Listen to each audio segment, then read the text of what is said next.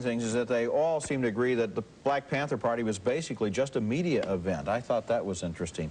Angelica Houston and John Cusack are two generations of a low-life criminal family in The Grifters, which is coming up later in the show. Coming up next, Edward Scissorhands, a fable by the director of Batman about a boy with scissors for hands.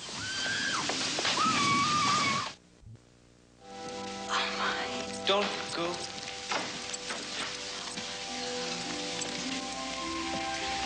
What happened to you? Edward Scissorhands is a young man who lives in that bleak Gothic castle on top of a mountain and has scissors for hands. He's discovered there one day by the Avon lady, played by Diane Wiest in that scene, and she brings him down from the mountain to live in a suburban neighborhood that looks like it was inspired by a comic strip. The neighborhood ladies gossip about the strange new visitor in Edward Scissorhands, which is a weird fantasy by Tim Burton, the man who directed Batman. Don't you worry, Kisses, you're gonna be just fine, honey. You're gonna be so pretty. Yes, you are.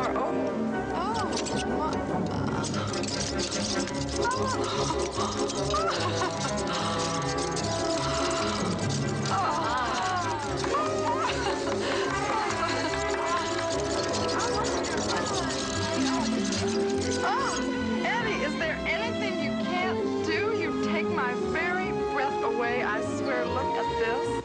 That little boy was manufactured by a mad scientist up in the castle, played by Vincent Price, who died before he could give him real hands.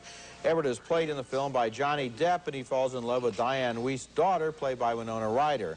Sometimes it seems like she's the only person in the world capable of loving him. Hold me.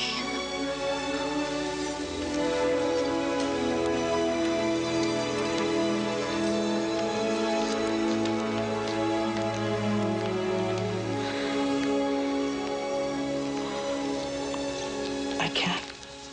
Edward Scissorhands is being sold as kind of an offbeat Christmas fable about getting to love people who aren't exactly like you are. But I found the movie perverse and self-indulgent, the kind of project that's supposed to appeal to kids but actually only scares and disturbs them. I wish they devoted a little more love and imagination to the screenplay of this movie, which is a real no-brainer about Winona Ryder's boyfriend developing a grudge against Edward. The movie ends with a fight to the finish where one character dies, and that's how a lot of movies end these days, not with people working out their problems or getting to know each other, but with somebody getting killed, and death is the solution. I guess it's easier to write death than dialogue, and so the new motto is, better dead than said.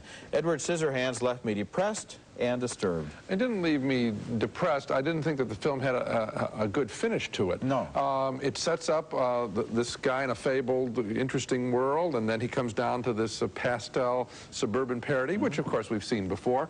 And I think at its best, it tries to give us a character I suppose kids can identify with, because they always think they're flawed in some way. Yeah. And so his hands represent the... He's the outsider. Exactly. But all right, that's all set up. It's nicely done. You marvel at the way Johnny Depp manipulates his hands, and then there's really no payoff. No. There's really no payoff. Well, it's the automatic pilot payoff. You have a bad guy come in who's just hateful for the convenience of the screenplay, and he starts pushing Edward around, and then they go back up to the castle and they have a big fight. That's just, it shows a complete lack of a desire to really work out this situation and to come up with something creative. Yeah. And so many movies these days, I'm serious about this, especially kids' films, are teaching kids that the movie should end with a big fight and somebody gets killed and that's the solution. I didn't really see this as much of a kid film as you did. I mean, I felt this was made for me as much as for 10-year-olds, and I just wish that there had been a third act that was as interesting as the first two. Fair enough. Coming up next, Angelica Houston